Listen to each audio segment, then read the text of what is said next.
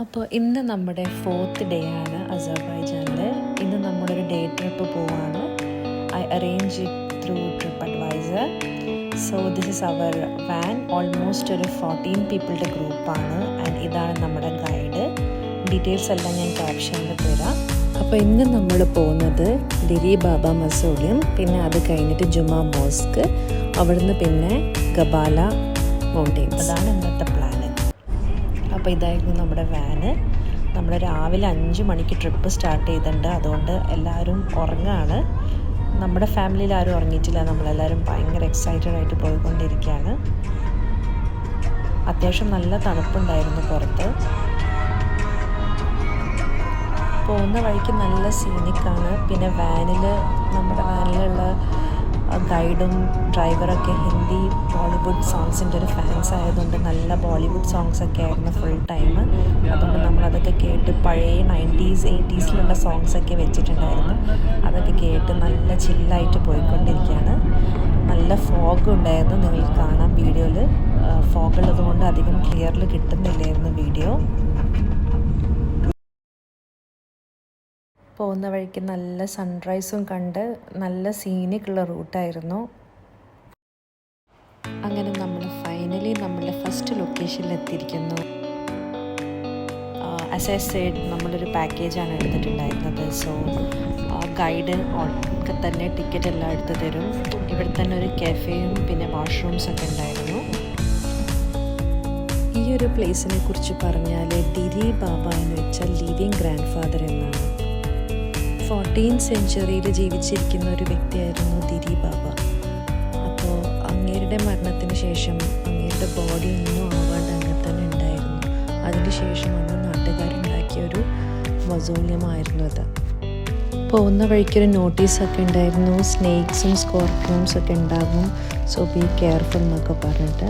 പക്ഷേ നല്ലൊരു സീനിക്കുള്ളൊരു നല്ല അടിപൊളി ലൊക്കേഷനിലാണ് ഉള്ളത്, ചുറ്റും മൗണ്ടെയിൻസൊക്കെ ആയിട്ട്. അപ്പോൾ നമുക്ക് ഇനി ഉള്ളിൽ പോയി നോക്കാം.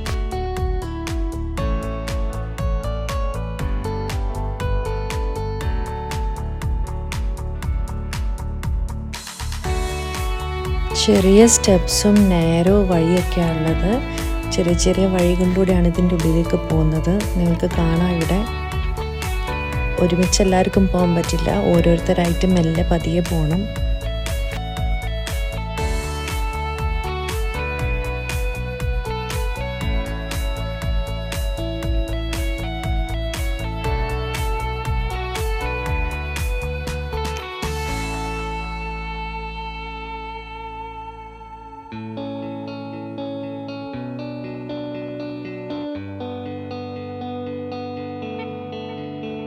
ഇതിൻ്റെ ഉള്ളിൽ ആക്ച്വലി വീഡിയോസ് അലൗഡ് അല്ല. അതുകൊണ്ട് തന്നെ കുറേ കാര്യങ്ങളൊന്നും വീഡിയോ എടുക്കാൻ പറ്റിയിട്ടില്ല.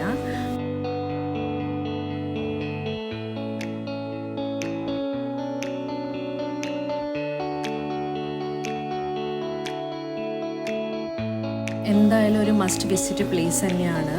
എസ്പെഷ്യലി നല്ല സീനിക്കാണ്. പുറത്തുനിന്ന് കണ്ടാലും ഉള്ളിൽ കാണുമ്പോഴും നല്ല ഒരു ഭംഗിയുള്ളൊരു പ്ലേസ് സ്പോട്ട് തന്നെയാണ്. സോ നമ്മുടെ നെക്സ്റ്റ് ലൊക്കേഷനിലേക്ക് നമ്മൾ പോയിക്കൊണ്ടിരിക്കുകയാണ് ഇനി. That is Juma mosque, which is approximately 20 to 30 minutes drive and 10 to 12 kilometers from here. അങ്ങനെ നമ്മൾ ജുമാ മോസ്കിൽ എത്തിയിരിക്കുന്നത്. ജുമാ മോസ്കിനെ കുറിച്ച് പറഞ്ഞാൽ this is the oldest mosque in Baku. 12th സെഞ്ച്വറിയിൽ പണിഞ്ഞ മോസ്കാണത്.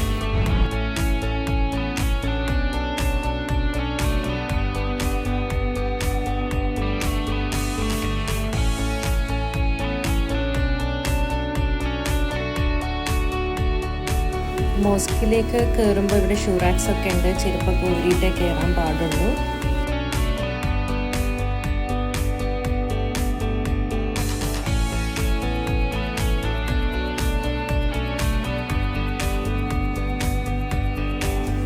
ഇതിൽ കാണുന്ന ഈ അറബിക് വേഴ്സസ് ഒക്കെ ഖുറാനിക് വേഴ്സാണ് കേട്ടോ.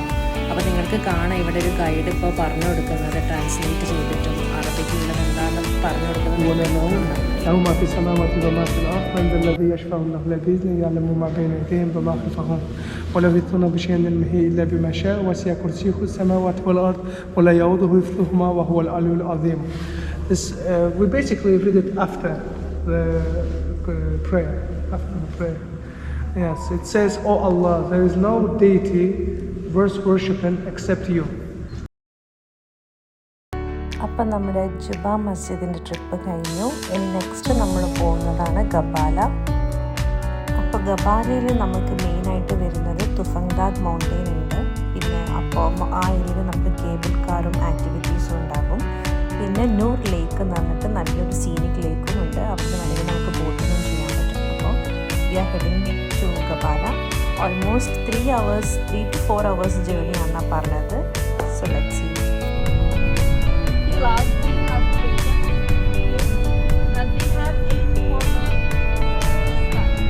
അപ്പോൾ നെക്സ്റ്റ് തുഫങ്ദാദിലേക്ക് പോകുന്നതിന് മുന്നേ ലഞ്ചിന് ഒരു സ്പോട്ടിൽ ആദ്യം നിർത്തിയിട്ടുണ്ടായിരുന്നു.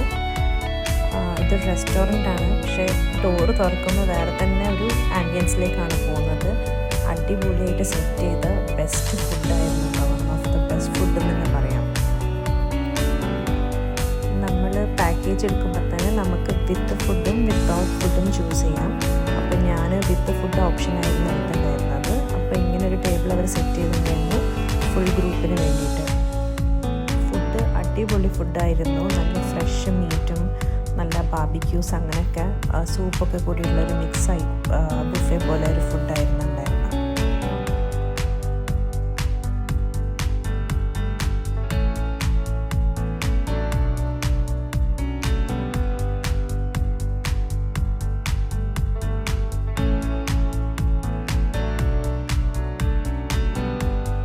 ഫുഡൊക്കെ കഴിഞ്ഞ് വീണ്ടും നമ്മുടെ ജേർണി കണ്ടിന്യൂ ചെയ്യാണ് ടു തുഫങ്ദാദ് മൗണ്ടെയിൻസ്.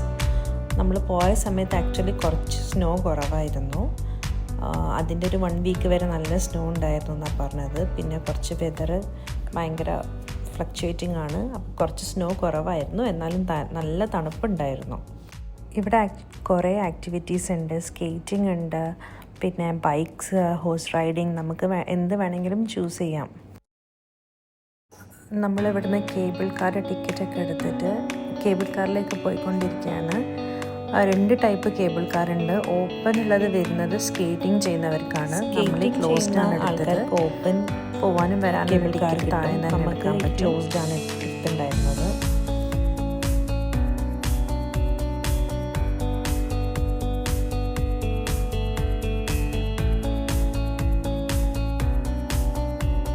നല്ല വ്യൂ തന്നെയായിരുന്നു. പോകുമ്പോൾ എന്ത് പറഞ്ഞാലും നല്ലൊരു അടിപൊളി വ്യൂ ആയിരുന്നു.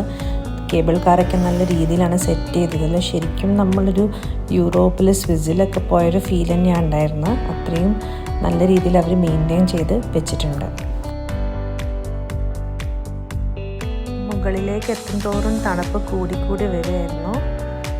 സ്നോ കുറച്ച് കുറവാണെന്നെങ്കിലും തണുപ്പിന് ഒരു കുറവും ഉണ്ടായിരുന്നില്ല. അങ്ങനെ നമ്മൾ മുകളിലെത്തി. പിന്നെ കുറച്ച് നടന്നു. എല്ലാ സ്ഥലത്തു നിന്ന് വ്യൂ ഒക്കെ കുറച്ച് നേരം എൻജോയ് ചെയ്തു. ഓൾമോസ്റ്റ് ഒരു 3 hours നമ്മൾ മേലെ സ്പെൻഡ് ചെയ്തിട്ടുണ്ടായിരുന്നു.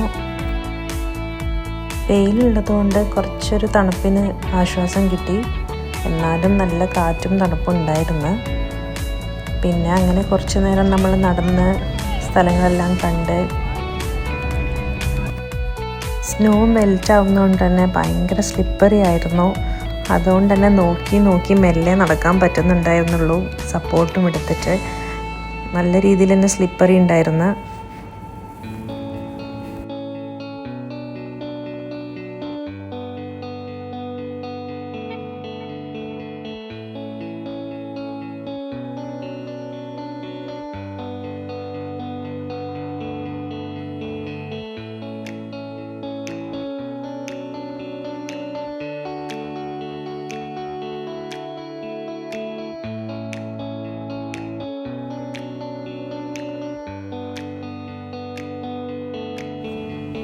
അങ്ങനെ കുറച്ച് നേരം പിന്നെ എല്ലാവരും സ്നോയിലൊക്കെ കളിച്ച് നല്ല രീതിയിൽ തന്നെ ടൈമൊക്കെ സ്പെൻഡ് ചെയ്ത് നമുക്ക് പോകാനുള്ള ടൈമായി. 3 hours നമുക്കിവിടെ കിട്ടിയത്. തിരിച്ച് കേബിൾ കാർ തന്നെ എടുത്ത് താഴെ പോകണം. പിന്നെ അവിടെ നിന്ന് നമ്മൾ ബസ് എടുത്തിട്ട് അഗെയിൻ 15 minutes നൂറിലേക്ക് പറഞ്ഞത്. അപ്പോൾ നെക്സ്റ്റ് ഡെസ്റ്റിനേഷനിലേക്ക് പോവാണ്.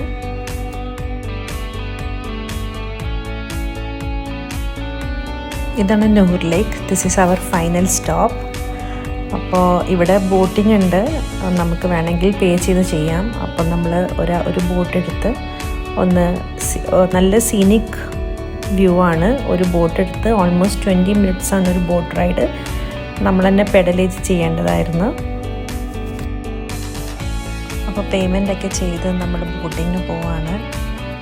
നല്ല ഒരു ഫോഗി എൻവയോൺമെൻ്റ് ആയിരുന്നു, നല്ല തണുപ്പും പിന്നെ നല്ലൊരു മൗണ്ടെയിൻ സീനിക് വ്യൂ ഉണ്ടായിരുന്നു.